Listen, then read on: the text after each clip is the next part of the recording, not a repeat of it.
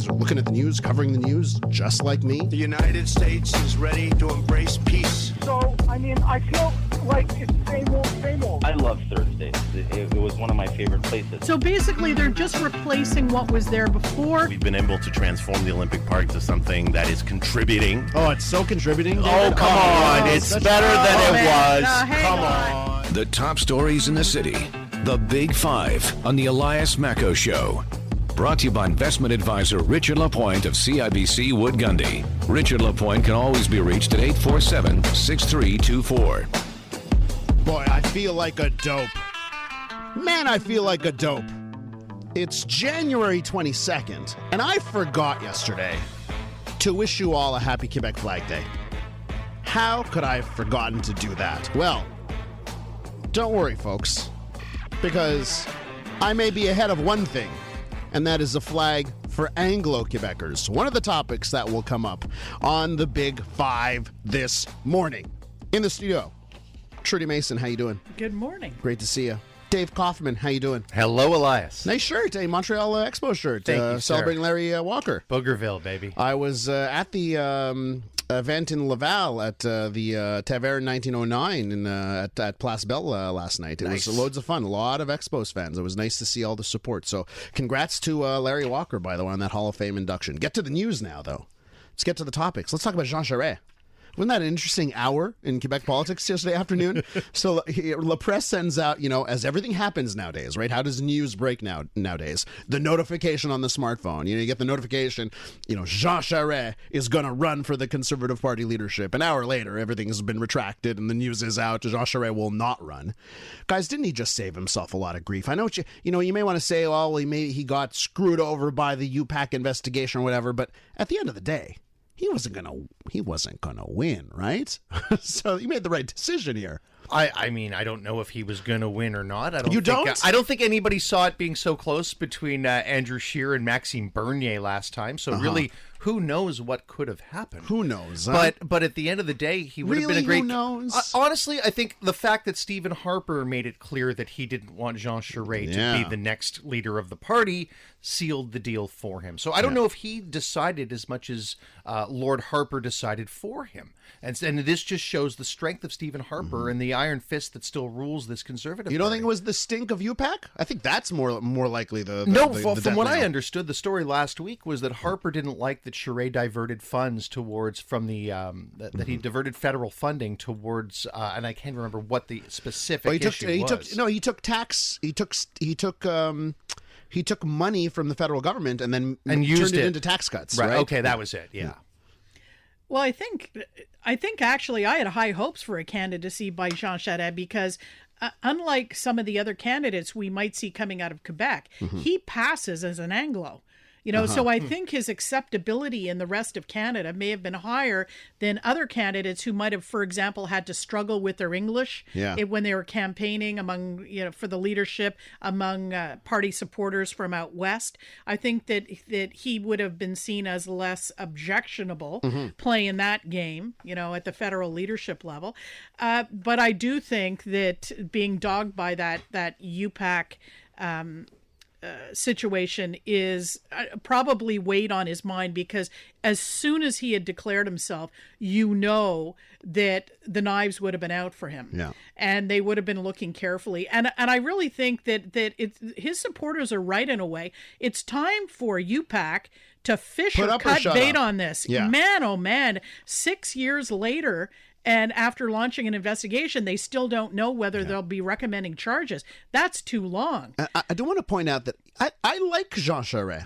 And, I think Jean Charest would be an admirable leader. I just felt that Jean Charest does not fit into the Conservative Party of 2020. That was the disconnect for me where I didn't see how this was going to play out. Which I believe was the last paragraph of his statement, that there are fundamental differences between the party that he led in the early 1990s and today. And it's because this is the Reform Party. And there's really no other way around it.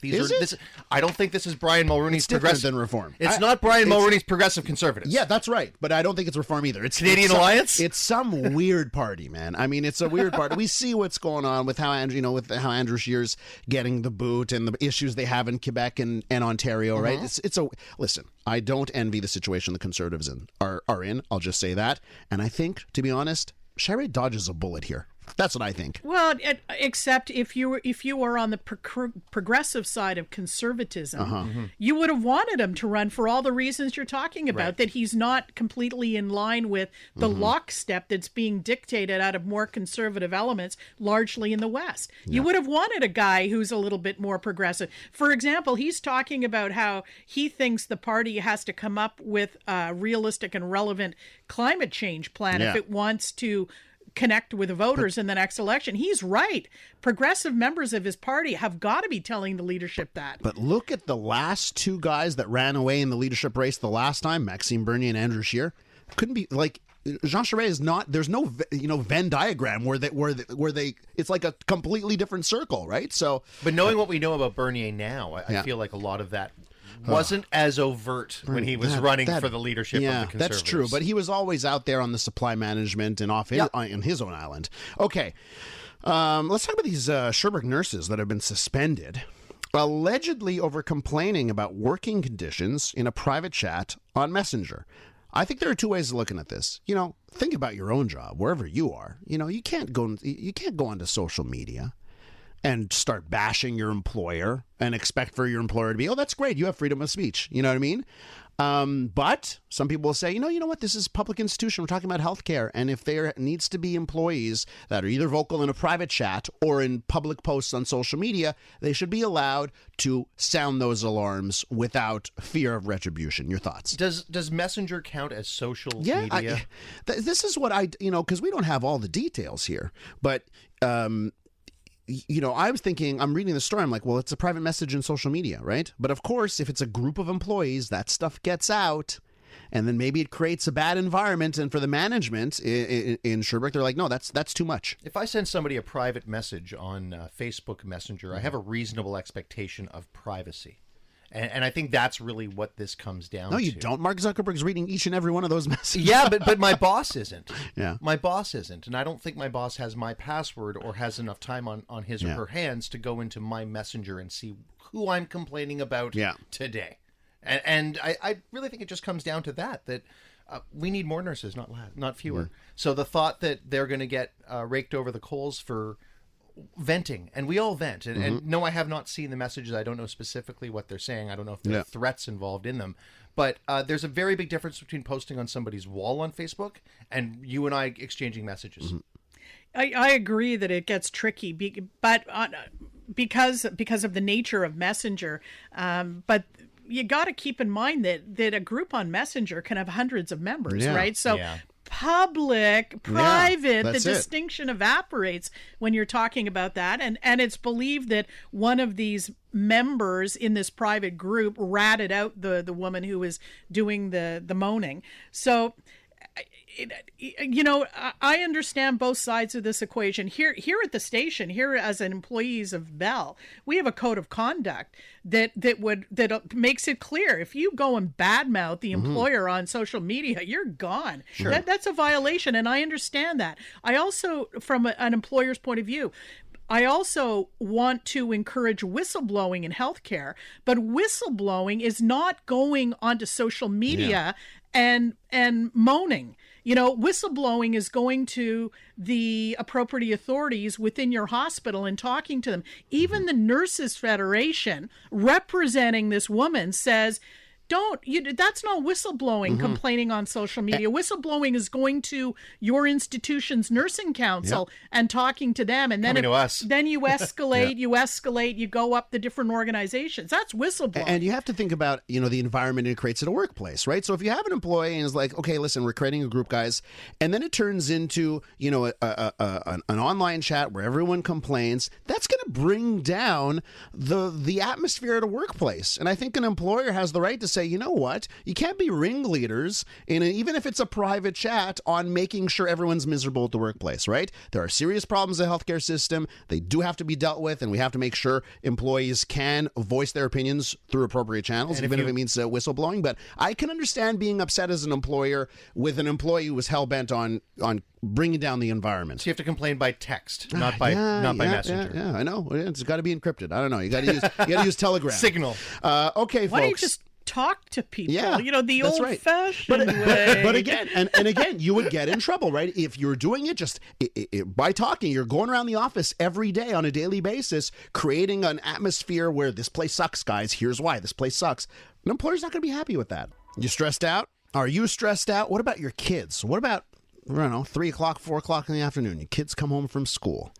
Are they freaking out? Are they stressed? If so, they're not alone.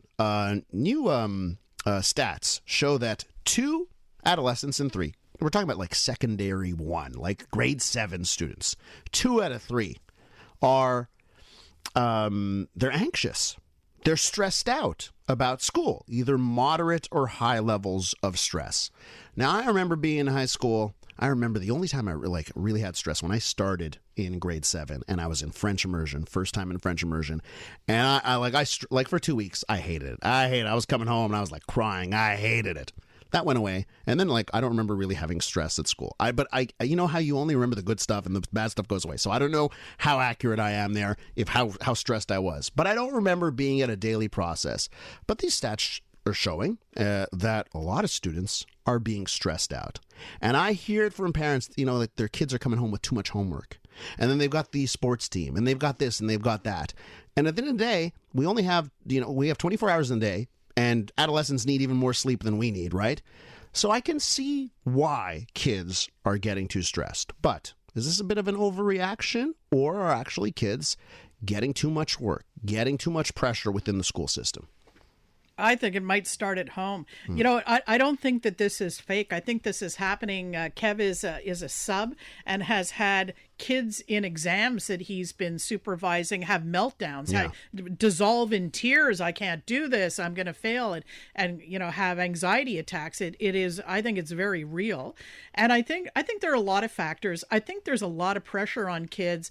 And some of it comes from parents, maybe without knowing it. When you think that some parents now start touring high schools with their kids when they're in grade 5, so that they can make a decision at the end of 6 or in the middle of 6 where they're going to be going, looking at special programs, writing exams for special programs. That's a lot of and then to stay, of course, you got to maintain your academic performance to stay in the programs. That's a lot of pressure on kids really kind of early in their academic career. I don't remember that kind of pressure until, 10 and 11 when you were writing the provincials. I also don't remember my school offering yoga workshops. And there are some high schools now that are offering yoga meditation workshops so that the students can deal with the stress. And I read that, and all I can say to myself is, why don't you just stop giving them the stress in the first place? Because I don't think the stress just falls upon on the school. I think that the world is different than when we were in high school, Elias. I think that navigating a Facebook, Snapchat, TikTok, that type of pressure world is something that we were very foreign to. For us, it was, I remember going on the internet the first time in high school in my computer class. Excuse me, and I had 45 minutes of the dial-up waiting to get to the Rolling Stones website. Yeah. You had computers? There were computers, yeah, we actually had computers. The little turtle on the Apple program. It's a different world, and I think that we have to acknowledge that we're seeing more stress and adults being more open about mental health issues. I just got a text, and it's just like the bingo. The bingo. It's just a bingo. It's exactly what I think is the issue. Here's what a text messenger writes me. Why should my child have 8 hours of school, 2 hours of transit, right? Let's not forget that. You're in that bus an hour each way. And then 3 hours of homework. Do you finish your 8-hour day and go home to 3 hours more work every day? And, when this UCAM study, right, the real focus of this study is the academic anxiety. The anxiety that's coming, the stress that's coming from, I need to do good on this exam. I need to do good on this. I mean, we can look at it two ways. I know Canada actually has we have got some good results, right? When you compare our students around the world, but I don't know. It seems like it's too much here. Well, it's not 8 hours. Yeah. A lot of high schools, actually, I think even in elementary, it's 6 hours when you factor in and the breaks. Yeah. And if the kids are at the school for longer because they're in daycare before and after, that's the call of the parents. You can't blame the school for that. I honestly don't think that all that much pressure is coming from the school. I do agree, Dave, that a lot of the pressure is social, particularly on girls. It is merciless. What high school in particular, and even late elementary school, is a viper pit for girls, largely because of social media, even worse than it was back in my day, when it was pretty dang bad, So a lot of it is social, the pressure, but I think a lot of it is coming from the families. It's the assumption, well, you can't get anywhere in life these days. It used to be until you had a high school diploma, and then you have to at least finish CJAD, and now it's past having a university degree. Well, if you're not a postgrad, forget it. Another text message here. My 10-year-old cries and has a stomachache on the days she has with a particular teacher who takes the subject matter way too seriously and makes her dread his class. Man, I wouldn't want to be in that kind of situation. Well, how are you not talking to the principal right away? Yeah. That in that type of a situation. But I want to point out one thing in these UCAM researchers, the professors at UCAM that took a look at this. When it came to the stress levels, girls and boys, they found the stress levels, girls and boys, was the same. Like boys and girls equally stressed. But here's one thing they found is that the ramifications of a bad result in a test, right? So if you do get a bad grade, the boys let it slide a lot easier. And the girls, it sort of kept impacting them a little bit more. So that there was a difference there. It's so interesting here. I'm getting messages that kids have no time to play, read, doodle, daydream, etc. Is it that? Is it work? And on top of it, when was it? 2 weeks ago that we were talking about how so many teens now have jobs, grade 7, grade 8, and they've got a part-time job. Right. That's different. So that's totally different from when we were kids. Yeah. And we're roughly the same age, Elias, and didn't go to the same school, but grew up in very similar circles. Yeah. And there was plenty of time for sneaking off to the Big O to watch Larry Walker throw baseballs. So it was a very different world. Again, I think that some programs and some schools, there's a big emphasis on homework. Where your kid goes to school is your choice. In most of the areas on the island of Montreal, you do have a choice about which high school, for example, you send your child to, and changes. I know some parents who've taken their kids out of elite programs because it was too much pressure. If your child has no time to daydream, that's a family issue. Yeah. What are you lining up for your kids on weekends or on evenings? Are you giving them any time for recreation, or are you allowing them to sit on the Xbox? For hours on end. Oh, that's how he de-stresses. Really? I still do. I do think, I guess, one thing that, and it's slowly coming back to me as I think about this. I remember stress in high school over tests and exams in a way that, going to Dawson in creative arts, I never had any stress. That was the opposite of stress. Okay, let's move this along here. Let's talk about the Quebec flag, right? We had Quebec Flag Day yesterday. A happy belated Quebec Flag Day. It was OC. Now, there is Quebec Anglo Youth Network, Y4Y. And in fact, I think it's around 11:30. Someone from the group, their president is going to join us on the show. Is that a letter Y or like why are we doing this? It's the letter Y. Okay. Y4Y. And they had this idea. They posted to Facebook about that they want to sort of think about creating a flag for Anglo Quebecers. And I said, well, that's interesting. What would you guys put on the Quebec Anglo flag? Trudie, do you want to go first? Well, the cynic and discouraged Anglo in me says the highway sign reading 401. Oh, nice. But you know what? I love their positivity and optimism. Yeah. I really love the fact that they're out there slugging away, defending the community and the interests of the community. So I will treat the question thoughtfully. Yes. And I've always loved the half and half fleur-de-lis and maple leaf. And I've always loved that. And that is, I think, something that could represent Quebec Anglos, because not 100%, but overwhelmingly Anglos tend to be federalist. We have strong ties, I think, to other provinces.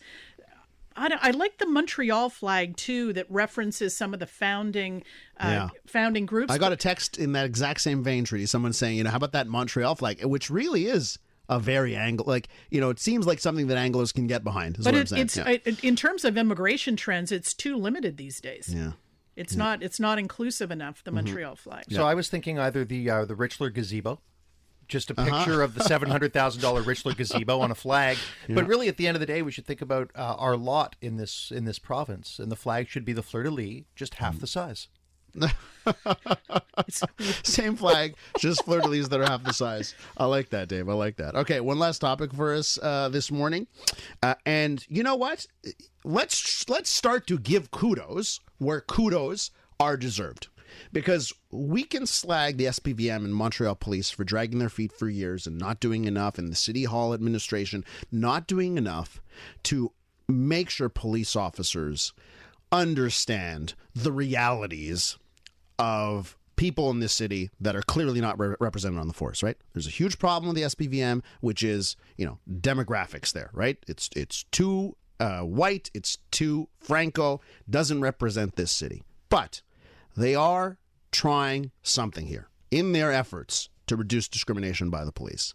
Plant administration sending 2,500 police officers to training courses intended to educate them on racial and social profiling. Part of the training is going to involve meeting as well with LGBT groups, homeless people, First Nation groups. We've been on this show time and time again when something happens and the police look very bad and we hit them and it's deserved. But in this instance, at least, can we give them some kudos that this is a step in the right direction? Absolutely. This is exactly what they need to do. If they were doing it with body cameras on, it would be even better. But I think about a moment a couple of months ago, I was getting my hair cut at my buddy Lee's right around near the old Forum. And a couple of police officers walked in from Station 12, part of the community outreach, and they make themselves known in the neighborhood. And we ended up having coffee with them afterwards. One of the cops was Sri Lankan. And right, exactly. My thought exactly. Yeah. Whoa, didn't know that they hired Sri Lankans, and I thought that was fantastic. And this is the neighborhood that's right near Cabot Square. It's good to have some outreach, and it's good for people around to realize that there is a possibility that your police department can look like you when you look in the mirror. Mm-hmm. I love this idea. I think the force is on track. I think it's good. It's a good start. My only concern is that I hope the rank and file takes it seriously, because we had heard a story from a First Nations leader here in Montreal who had said they had tried something similar on behalf of Aboriginal people in certain districts here in Montreal. And the officers who were sent to the training basically sat there and snickered behind their hands and just to the point where the First Nations reps just abandoned the idea because no one was taking it seriously. Yeah. I think it has to be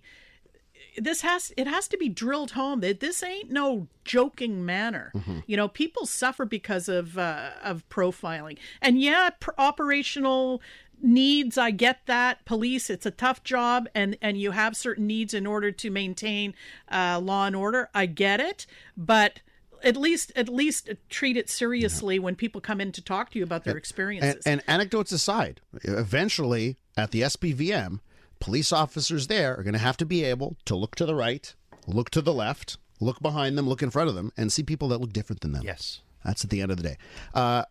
Dave Kaufman, Trudie Mason, thank you so much for coming on The Big Five. Really great show.